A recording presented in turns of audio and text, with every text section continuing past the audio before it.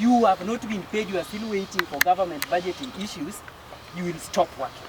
It is here. It is the contract. You stop working. It is in the contract that I that signed. stop Yes. working. Actually, it is there. We can read. The document is here. No, the beauty is the document is here and I can open. You stop working Please. Let us use fact. You know, sometimes it's good. No, I'm not hostile. It is important. We appreciate this thing. And when we appreciate, we shall go further. Payment. The amount certified in each interim payment certificate should be paid within 56 days after the engineer received the statement and supporting document. No, has it been certified? You know, there's a difference. It was certified. There's a difference between certification and raising. It was certified. We are talking about certified and went for payment. Proceed with that statement. Please, let me.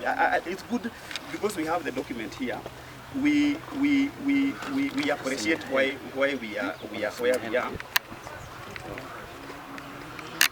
If the engineer fails to certify in accordance to sub-clause or that, if the contractor may, after giving not less than 21 days notice to the employer, suspend work unless and until contractor has received the payment reasonable evidence of evidence of payment. Is any other document? No, we have for all the this is the contract that I signed. This is the binding document that I signed. That's what you signed. Now on the 56, there. Yes. We are saying within 56 days you should be paid. Yes. Is it said upon non-payment you stop working?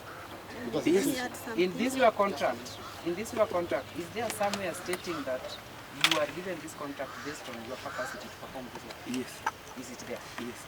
So, now, when you delay us for 1 year and the government in its budgeting is unable to absorb from your project, and then the money at the end of the financial year is taken somewhere else, then you come back and raise a certificate when then a budget has to be processed.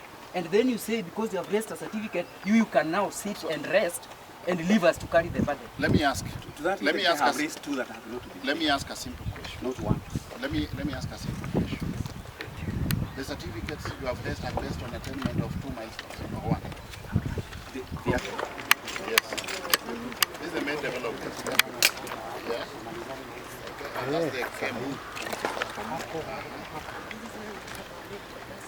Yes. The boiler.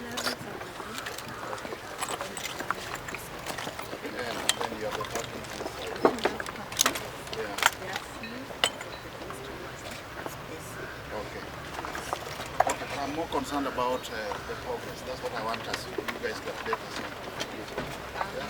That's done by you or by the contractor? Okay, where's your documentation? When was the project started? Yeah? Where's my image? No, the project is at first. What does that 14 entail? 6 is for the overall. This contract entails 26 contracts. Yeah. Because they are, we don't call them subcontractors. They are supposed to be called subcontractors. But subcontracts are anchored on the main contract. On the main contract. So we talk on the basis of the overall. The overall main contract. The overall. We'll have so many subcontractor service providers, but anchored on the main contract. Yes.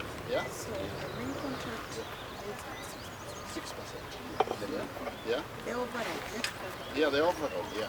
In totality, the project is at 6%. Time left is more than 50%.